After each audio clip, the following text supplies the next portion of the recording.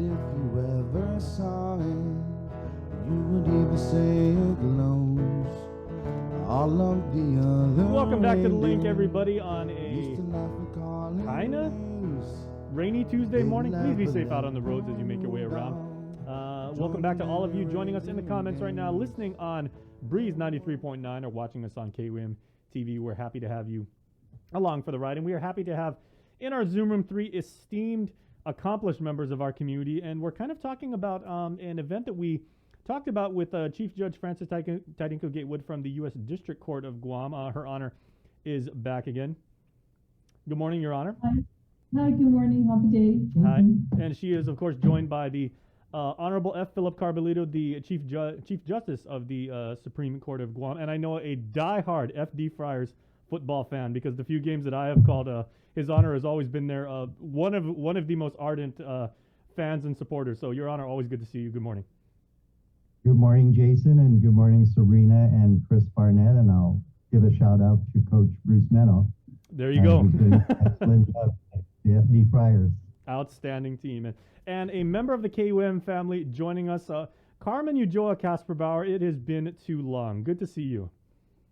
Very good to see you. Happy day and good morning, everybody. All right. So we have all gathered here at this virtual table, as it were, talking about the emotional quotient conference, or the conference that dealt with the trying to curb and understand how to better handle the EQ, as it were, as a means of really addressing the very real problem of family violence here on the island. So we'd like to kind of get caught up, maybe talk about like how the conference went and maybe some takeaways from it. So Carm, you were the lead coordinator from it, so we'll give you the lead honor, and as a former lead anchor at KUM, I think that's very fitting.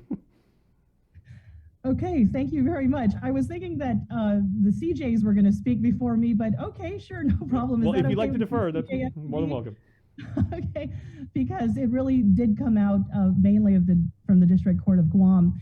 But last week, we wrapped up the first phase of a three-part program, and it is an EQ program. And just for those of you out there who are listening or watching and are unfamiliar with the term EQ, it is the emotional quotient, which essentially is managing your emotions in a healthy way. So the quotient would be the amount, the level, and if one has a high EQ, that just means that they are better at handling their emotions, they're better with their self-control. For those who have a lower EQ, that just means they need a little more work on that, but that is precisely why this EQ curriculum, which is going to be implemented in the second phase of the three-part program, is going to be taught in the different schools throughout Micronesia. I'm going to back up real quick with regard to the first phase, though.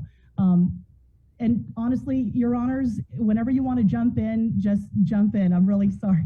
And so the first phase essentially was a training conference. And so we have all of these teachers, we have these counselors, and we have different people who were designated by team leaders on all of the islands to conduct community outreach programs or presentations in the community houses, the churches, the businesses, and private sector, government agencies. So we're really trying to reach out as far as we can and try to share the message of mental health. And I'm just going to throw a term out there. It's called neuroplasticity. Don't throw anything at me. Neuroplasticity really just means, because it is very evidence-based, it is proven that people's brains really can change. And so this is the premise, this is the idea behind why the judges are moving forward with this approach. I shouldn't say just the judges, because this is a partnership between the judiciary, the executive branch, as well as the legislative branches of all of these islands that are participating. And so Dr. Neil Nedley, a mental health expert, really did visit last week, and beginning Wednesday and through Friday, he really did conduct multiple seminars sharing all of the concepts of EQ, and it was powerful. And I'll actually ask CJ Carbolito and CJ Tidinko Gatewood to share more on that. But he did come out here, and that was the general session. Everybody, even the leaders of the island, came out on Wednesday so that they could be exposed. And I'm going to tell you something right now. Everybody is busy. community, most especially the leaders of this island, we know that, but they were so compelled by the content, and they saw how critically needed it was, most especially now in our community and all of the communities, honestly, not just Micronesia, but the world right now, that they actually returned the next day and then returned the day after that because they were so compelled by it. That would be the first part. So Dr. Nedley spoke during a general session, and then we went into teacher train the trainer programs. That particular session happened after lunch, and then the community outreach train the trainer happened after that. And all of this, everybody working together, using this concept, this very evidence-based, this scientifically proven cognitive behavioral therapy approach to mental health, to really reduce violence on the islands. And it's not just amazing, Jason. It's a miracle because all of the different islands, their leaders, they are so warmed and excited about the possibility that even their children can be helped, because we know that borders. Do you see? Are you sure? If you want to jump in, you can. You see, I'll keep going. So let me just jump a minute. I'm really sorry. I was gonna say, like, she still got it, ladies and gentlemen. For those of you who are fans of Carmen Ujoa way back in the day at KUM, once you're an anchor person, you never lose that. Well, you know what? You are really way too sweet. But I'm just really. It shows that I'm really excited about the prospect of everybody being helped, and it's not just helping violence, but there's a major healing, an overall healing that will happen, because even though the borders are closed on the islands, and COVID hasn't hit the shores yet and penetrated or made its way into the different hamlets or villages, people's mental health is declining. It's declining, and they see that, and it's manifesting itself into either depression and anxiety, or unfortunately violence. And this is what the judges had recognized, and this is why they reached out and they wanted to partner with all of the leaders of the different islands to say, you know what, let's try this. Let's try this. Let us not just meet this goal of reducing, or hopefully ending, but reducing violence in our communities. Let's really start a healing of everybody, not just adults, but children who have clearly shown that they're hurting too. And so I mentioned that it's a 3-phase, and so the third phase actually happens, I believe, from July 13th through the 15th, 2022. And the hope is that borders will be open, and it'll be a real and live 100% conference, and not just a hybrid. And all of the different islands that participated, their teams, their teachers, community outreach teams, their leaders will all converge here on Guam next summer and report their findings. And the biggest hope really is that all of these programs can be implemented on these different islands. Sorry, thank you. You can mute me, and I believe that the CJs have never, Carmen. Thank you. Well, your voice is always welcome, but I would like to bring Mr. Chief Justice, if we could. Can you speak to the importance of the scope of this conference? Being regional and being able to exchange ideas, with our brothers and sisters from without Micronesia, but then broader, throughout different places, like in essentially throughout the nation. And what we can learn from them is what they can learn from us. Yeah, thank you, Jason. Carmen did an excellent job in terms of summarizing the program, and of course we didn't want to cut off her enthusiasm and her explanation. But I think I'd like to emphasize a point and provide context as to why is the judiciary stepping out of its traditional role and taking the lead really in promoting this program. I think it's important for the community to understand, just in reference. Our role here at the judiciary has traditionally been adjudicators. We see almost towards the tail end of the process where a act of violence has been committed, someone is brought before the courts, and we then need to adjudicate what happens to the individual, and also in reference to the caring for the victim. And in this particular case, the judiciary is really now appearing at the front end and taking the lead and putting together, as Carmen has pointed out, a team of that consists of the executive branch, the legislative branch. You know, we had the lieutenant governor there, we had the speaker there, the governor was off island, and we had the superintendent of the Department of Education. And, you know, I must commend my colleague, Chief Judge Francis Sedenko Gatewood, and Chief Justice Manma, Superintendent Manma from the App State Supreme Court, for their vision and foresight in saying, look, let's just not be content with our role in reference to being adjudicators. Let's take the lead and be part of the community solution. This is a community problem. It's not a problem only of the judiciary, executive, or separate problem of the legislative. It's a community problem. And so Chief Judge Gatewood called our executive committee members, which consists of all the chief justices of the Micronesian region, and say, we should really take the lead because there's more that we can offer than just adjudicators. We can use our talents and our skills and our voice to be at the forefront of how do we reduce family violence in the community. Just like our juvenile justice reform, we want to come now at the front end and as Carmen has pointed out, at the school level, at the elementary school level, start molding their thinking of how to react to instances of potential violent activity and how to handle the circumstance so it doesn't escalate. So this is really the concept of coming together as a community, trying to address the problem at the front end. Not to, you know, we can never eliminate it, but we can try and reduce and take every step we can to prevent the act from being perpetrated, and so that we don't see it come to the courts. So I think, Jason and Sabrina, the concept of the judiciary stepping out of its traditional role and taking really the lead in terms of providing education at the front end, and not only educating ourselves, because we learn a lot during this conference, but how can we use those tools to be leaders in the community to promote. And you know, I have to say at the front end, at the beginning when Chief Judge Gatewood allowed me to speak on the first day, that, you know, we have ethical boundaries. We can't be advocates for particular causes, but we can be part of the education and just how we address the problem. We can be part of that system, and we you know, we are convinced that this is the role that we should take.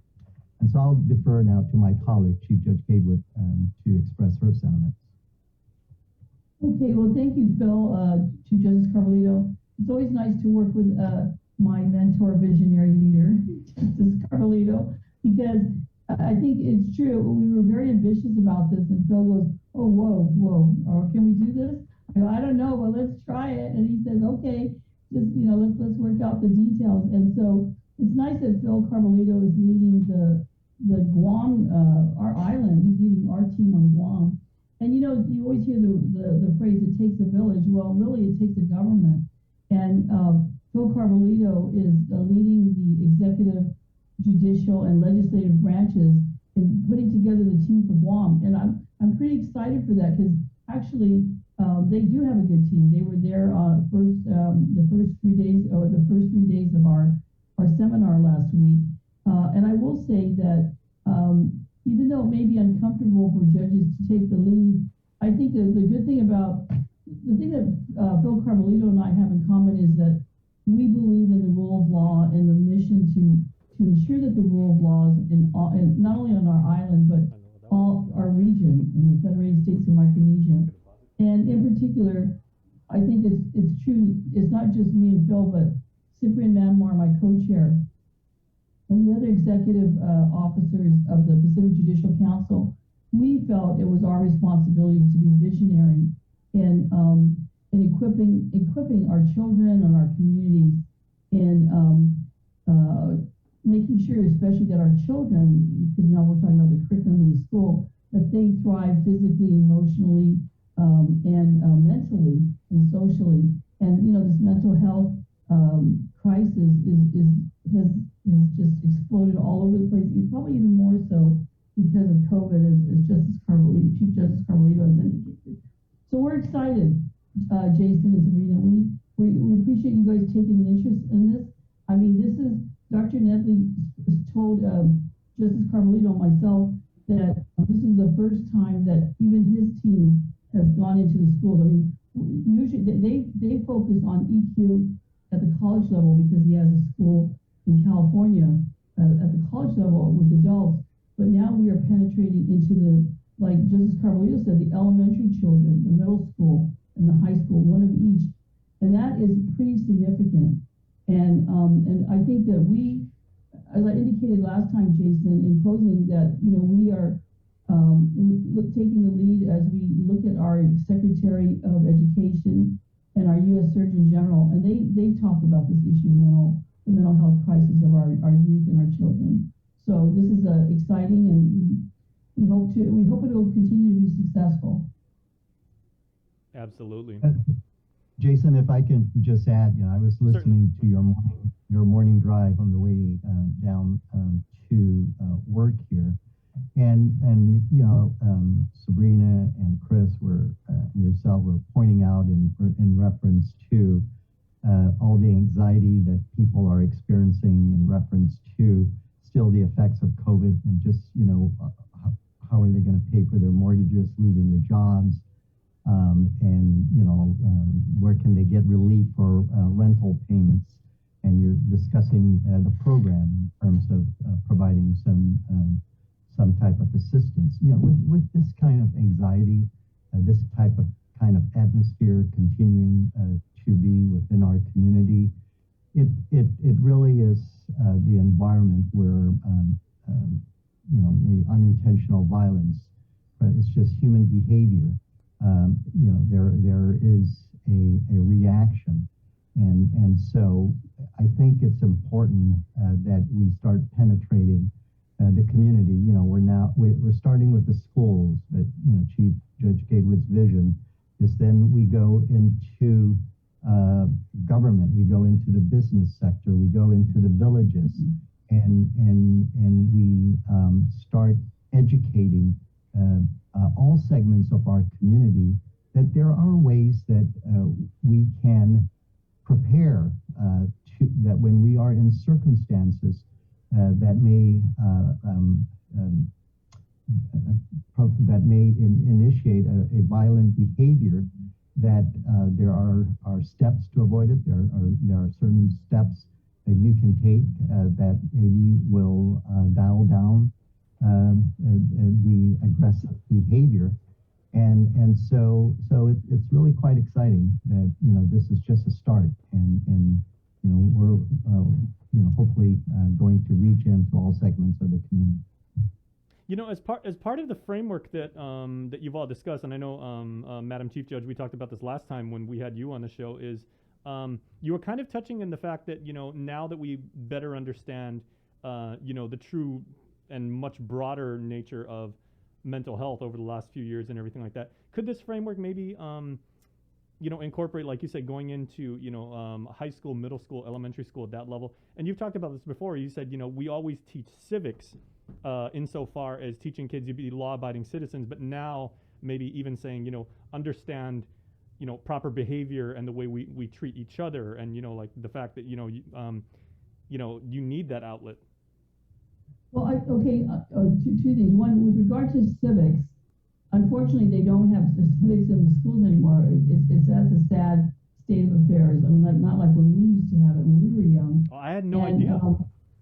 I've been out of school for a while. As far as I know, that's true, and that's been a while. And Sandra Day O'Connor, Associate Justice of the U.S. Supreme Court, actually has an iCivics program that a lot of the schools are implementing, and that's something that we at the district court, we actually have summer camps with iCivics, and we have a pilot program with the Academy of Our Lady.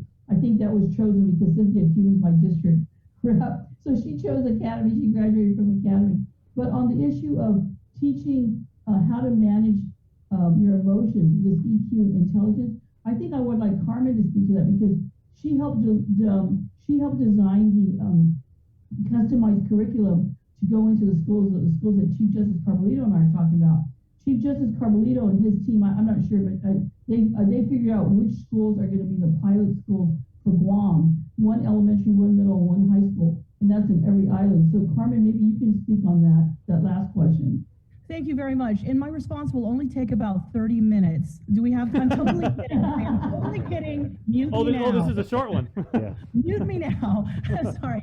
Yeah, precisely. So there were different curriculums or sets of lesson plans that were designed specifically for elementary, middle, and high school. All of them, in addition to being modified or tailored for those specific grades, have also been adapted for Micronesia. So that was very, very important. And so they really will be, they being the students at all of these different levels, will be learning about EQ. They'll start with the brain, and then they'll go into the emotions, and there'll be many, many activities where they're interactive, right?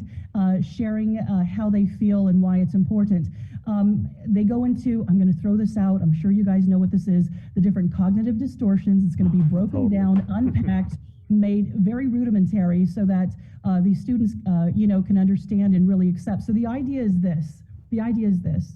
If these children, if these students at all of these, grade levels, if they can learn about their emotions and then they can learn to understand those emotions, the idea and the hope is that they will learn to effectively manage those emotions and not make those regrettable decisions that many of these judges obviously have seen with defendants that have gone before them. And so this is kind of where they were trying to go with this method, with this EQ approach. I hope that was helpful. Absolutely. And I can go on 10 more minutes. Just I'm let me pretty know. sure you could, Carm. I'm so sorry, Chris. No. But is it a number? Because I've been listening very intently. Is there a number that you said associated with the EQ? Because my IQ is pretty down there, and I'm hoping to get a high score in something. So is it the higher the EQ score, the better you deal with your emotions, or the other way around? Precisely. Okay, Chris, good. on target. You're Nice. exactly right. Okay. And here's the thing. At whatever EQ level any of these kids are at, or anybody who participates in these community outreach presentations is at, the idea is that once they get through this, that they have a higher level of EQ. And there is a way to measure it, but that's going to be shared later. Wow. Or we could talk about it for 50 more minutes, and I could get slides. Well, you know what? I got some time next week, so maybe we could book you for the whole week. And Hey. Chris, let me just add that I learned there that having a low IQ doesn't necessarily mean that you can't have a high EQ. So there is hope. Phew.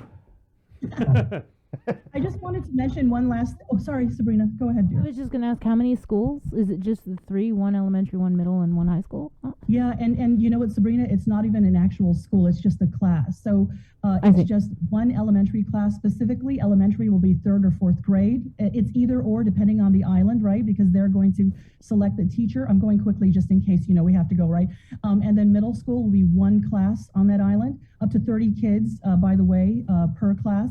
And then a high school class is what it is per island. And so we have the different islands that are participating, and they already have their teams set and ready to go. But that was a great question. Sorry, because we didn't break that down. Yeah. How did for you middle school- select which class and which school? So you know what? That was actually determined by the Nedley Health team who helped to develop this curriculum. They did so much of it, and it's existing EQ curriculum. And they, they just selected those middle grades, I guess. So in elementary, we see the 3rd graders, right? 3rd or 4th, and then middle school, specifically 7th. And then for high school, you could probably guess the 10th grade class. So this is what they were looking at. I wanted to, Sabrina. No, but Carmen, Phil, Go ahead. let me just say, you're right on the classes, but Justice Carbolito could probably talk about how Team Guam selected their specific class in school, if you will.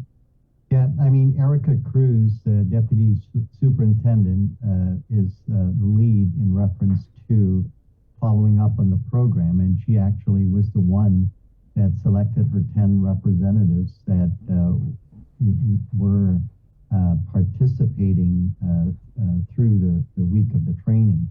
So, it's my intention to follow up with Erica to have kind of like an exit meeting. The governor the lieutenant governor who is there, and my discussion with him is that he's going to appoint Therese Areola of behavioral health to be the executive branch's lead. And the speaker is very excited about it, and she herself wants to be the one involved in relation to the training, the follow-up, and then, of course, deciding who within the legislature will be the liaison. But the concept is, okay, this is a start. We start in the schools, and how is it now that the various branches can extend out in reference to this training. But we take it a step at a time. This is a very ambitious project. The Pacific Judicial Council, which is the umbrella organization overseeing this program, has never undertaken such a massive program with a goal of when you're saying that we're trying to reduce across the board in our community family violence, and we see every day in our dockets what is the number one offense in terms of the criminal behavior. It can be very daunting, and so but we have good people involved that understand the program, understand the problem, and want to do all we can to try and come together and address the very difficult issues. Could I just add to that super quick, if it's okay? Dr. Erica Cruz has been amazing.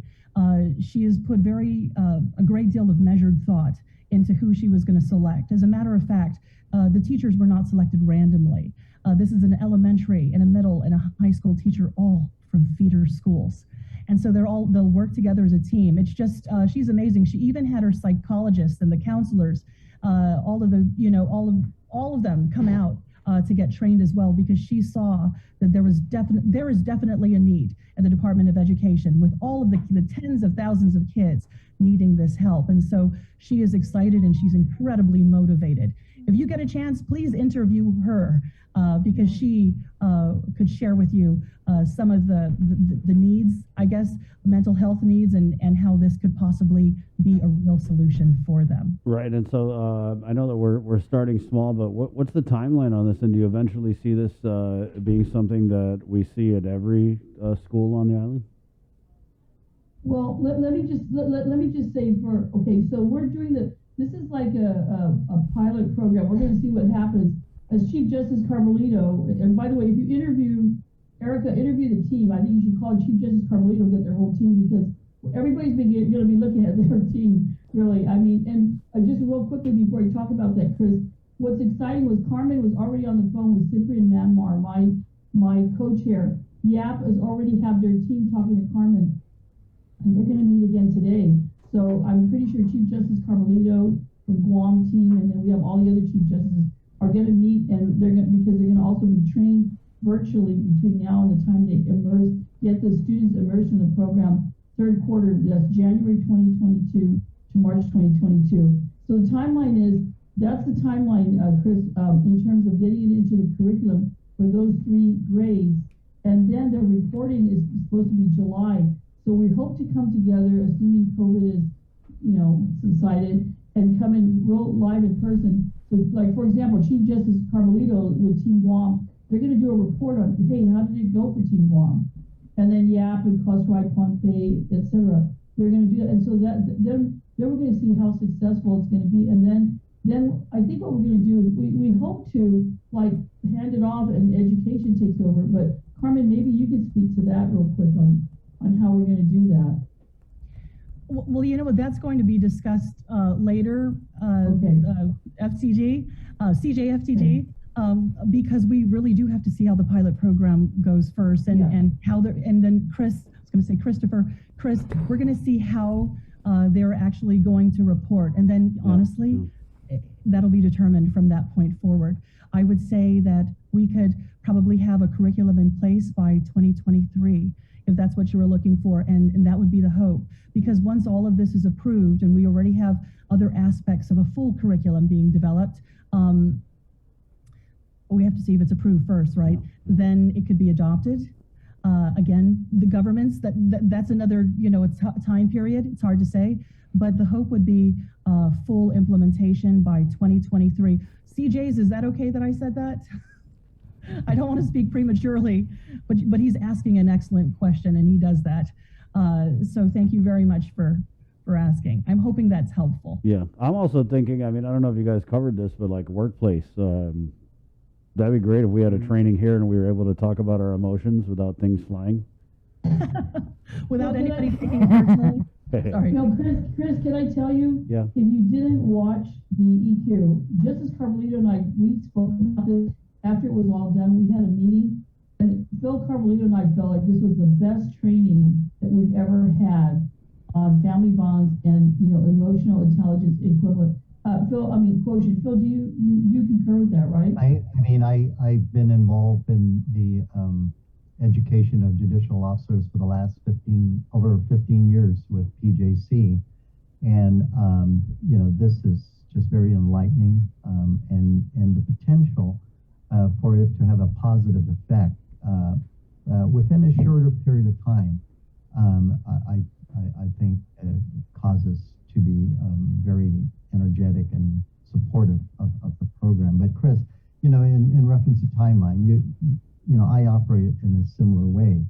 We need to see the milestones. We need to see, where are we at the end of where we'd like to be, and I think the first step is just understanding the program and exposing it, and what better way than to do it at the highest level of government, so that you can receive the respective support and not have bureaucratic red tapes.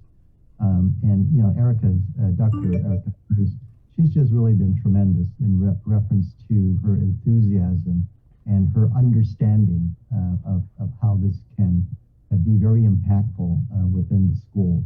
And that's a large segment of how we reach the students at the younger age, because the program is, as Carmen has pointed out, is you can teach your brain to change.